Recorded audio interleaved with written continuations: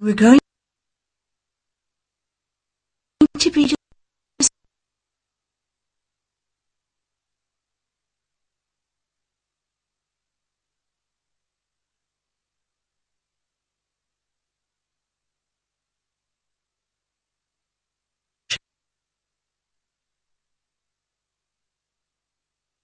man for a very, very long time is those few who have escaped the human condition, the mortal boundaries, and have made it beyond into a realm of enlightenment.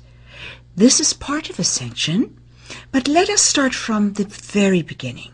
Let us take a look at every conceivable definition of ascension, because we need to be speaking at least about the same topic, and the word is bandied about among spiritual circles and not always meaning exactly the same thing. Ascension could be the never-ending journey in which more and more consciousness is obtained, more and more growth is obtained, and more enlightenment is achieved. That would be one way to define ascension. Another way to define ascension is the spiritualizing of the cells. The fact that the cells themselves become filled with what is called God mind. We have surface mind in left brain. We have got right brain that accesses non-cognitively. We even have a thinking center of the heart that interprets the non-cognitive information that is picked up. However, God mind is in every single cell. The cells initially are very regular in their shape. They have a small round center, and the small round center is the nucleus of the cell. As the person becomes more and more enlightened, this will actually change. And so we find that the cell center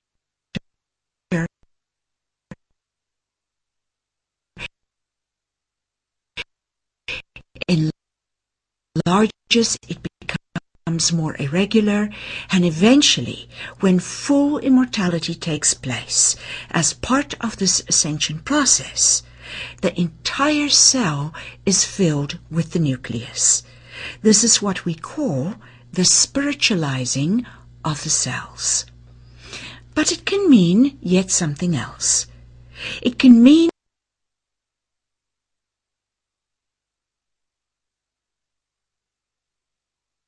as the physical body of man, leading him to that apex of human achievement, which is full ascended mastery, in which the body becomes immortal and the elements of life become subject unto that master. And in fact, if he has mastered a lot of things, he can also come and go with the speed of thought. Now, these transfigurations don't actually just end at the apex of human development. And that is something we will be studying, and we're going to carefully trace the metamorphosis of the fields around the body, of the subtle bodies, of the physical body, as we go through the stages of ascension, giving you some indication as to how far along this path you have come. But there is, in fact, a broader definition of ascension. You see, ascension doesn't just happen to a human, but to all life.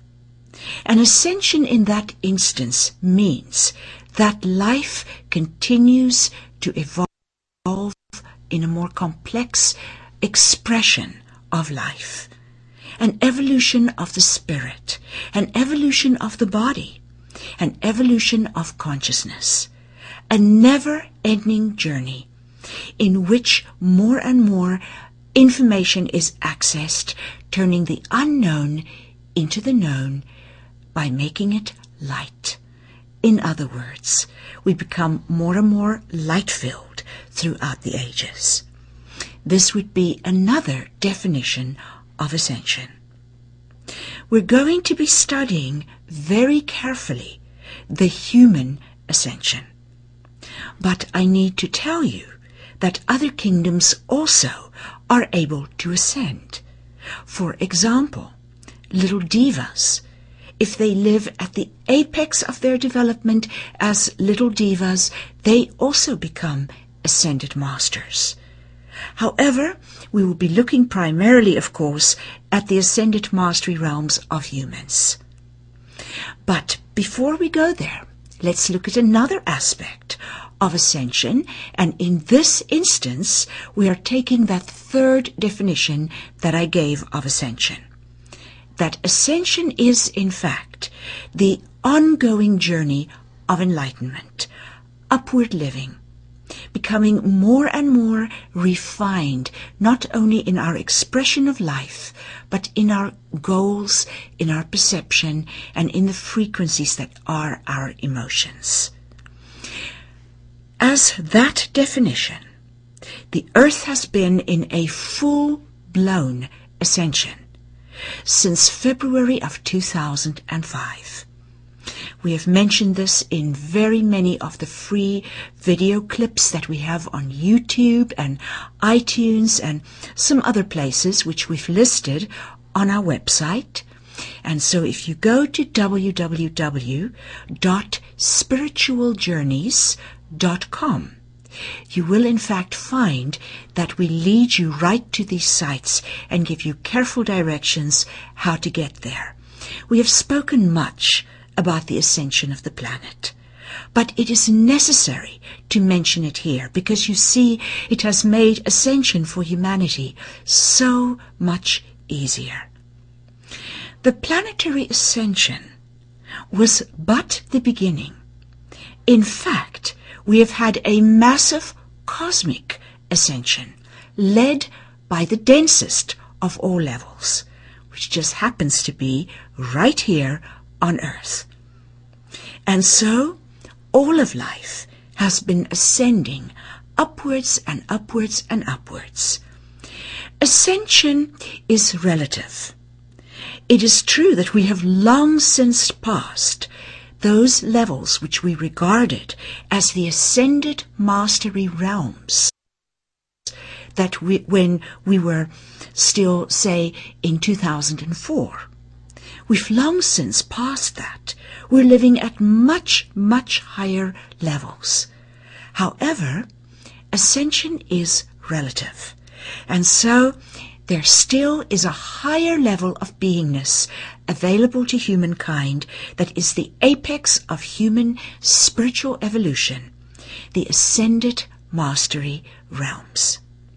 Now, let's take a look then at what is resurrection, because this is a little confusing to most light seekers when they speak about resurrected beings, and on the other hand, they speak about ascended beings. So we can define ascension even a little bit further by comparing and contrasting with resurrection, and then we will also take a look at how it compares and contrasts with death.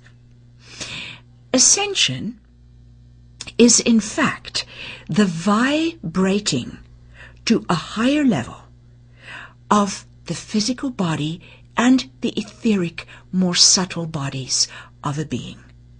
In other words, they vibrate generally as we have understood it in the past, but I am going to show you that even that has changed.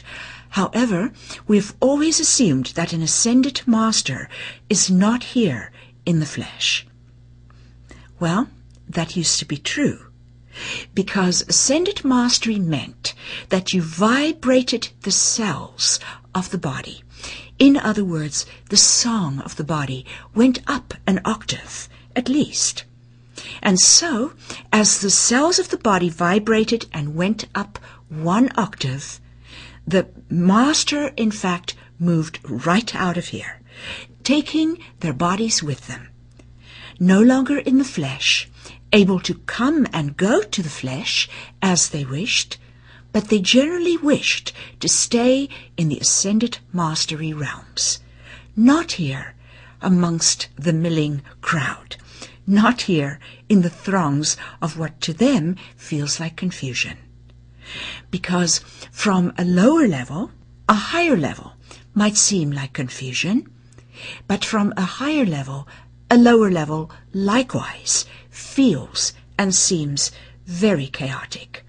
So an ascended master really didn't want to stay here and chose to vibrate their body into higher realms.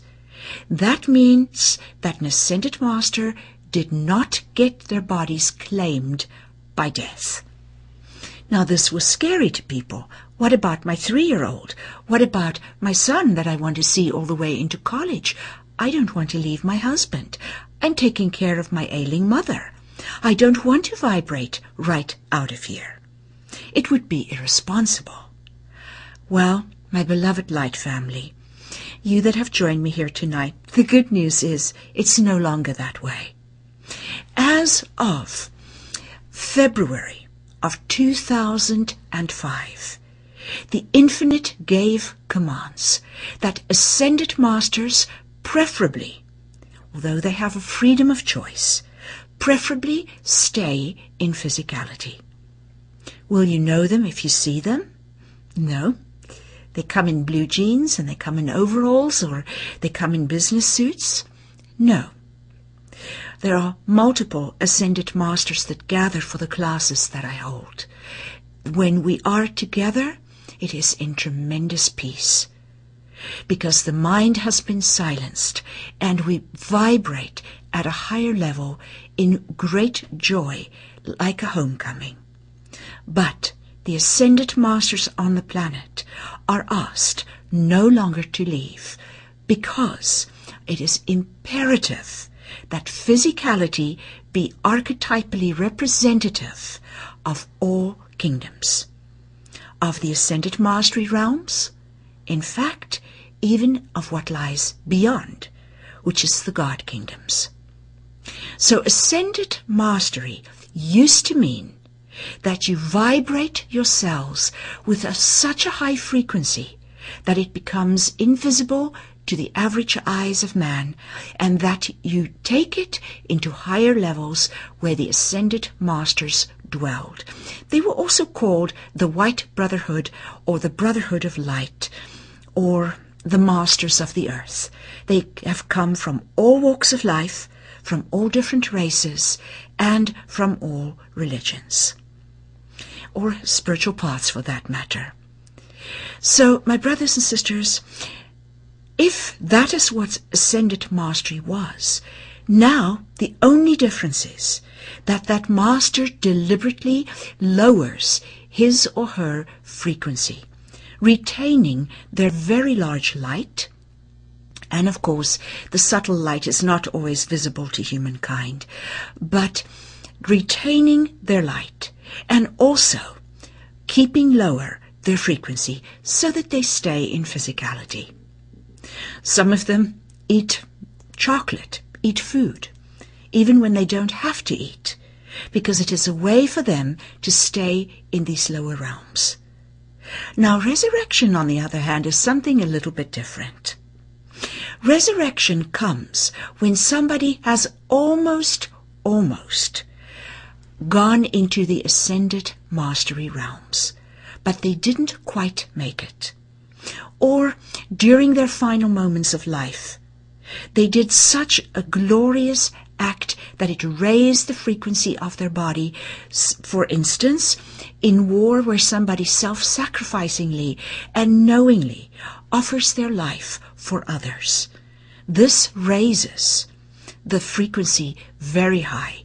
In fact, there's a very beautiful scripture that says, "For no greater love hath man, but that he gives his life for another." Fortunately, the days of martyrdom are over. Our highest service now is not to die or to suffer. It is to live a glorious ascended life of majesty in perfect love and light. So, my brothers and sisters, let us take a look. What happens when somebody gets that close to ascended mastery, but then they pass away? Well, there either is the grace of the ascended masters or the infinite that will assist that person to go just that one extra little notch, and then the body will rise again, even though it tasted of death. But there's another way that it is more generally done. That person resurrects themselves. And it goes like this. For us to understand what I'm going to say takes a little bit of a further discussion, and we will certainly do that in a moment. But for the moment, understand that when death occurs, the act of recapitulation brings tremendous insights. Recapitulation is very commonly called by people as my life passed before my eyes. In fact, it's often used in jokes when people said, oh my goodness, my life passed before my eyes. They are saying they came close to death. When the life passes before our eyes, we learn such perception. We gain such insights. We see how every joyous moment we lived contributed more to life than all the self-sacrificial work that we did. We learn a great deal about love and about service and about living our highest truth. We see things for what they are and what they were. And in doing that, light floods us with perception. And when that happens, if the spirit lingers around the body, in fact, the body can rise again and the spirit will go back into the body. And this is how resurrection takes place. As you can see, entirely different from the ascension, which will vibrate it up. The body never tastes of death. So, for us to take a look as to why ascension is preferable to death, let us understand it like this. Every species has what's called a grid, but because of the changes that have taken place in the grids of the planet since ascension of the planet has taken place and is continuing to take place, these grids are in fact fields now. So there's a field for each species, and that field tells the species how to act, how to be. Man has such a grid. Man that is still attached to the egoic mind, to the body, to the emotions, and identifies with that, and we call such a one, which is most of the people, even most of the light seekers and most of their teachers, are in fact still in identity consciousness.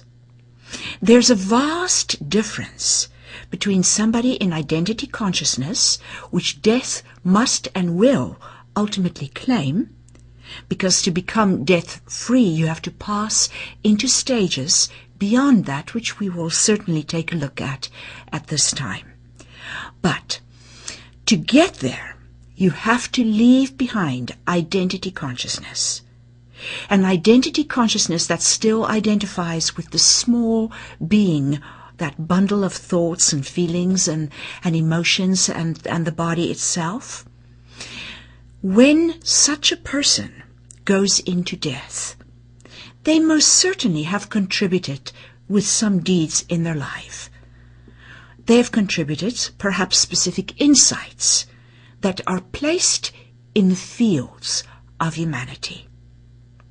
However, as one rises up in consciousness, going through the evolutionary stages which we will clearly map out for you of man, the higher up we go, the more we in fact affect those fields of man, the more potent our effect on how human behavior will or will not change.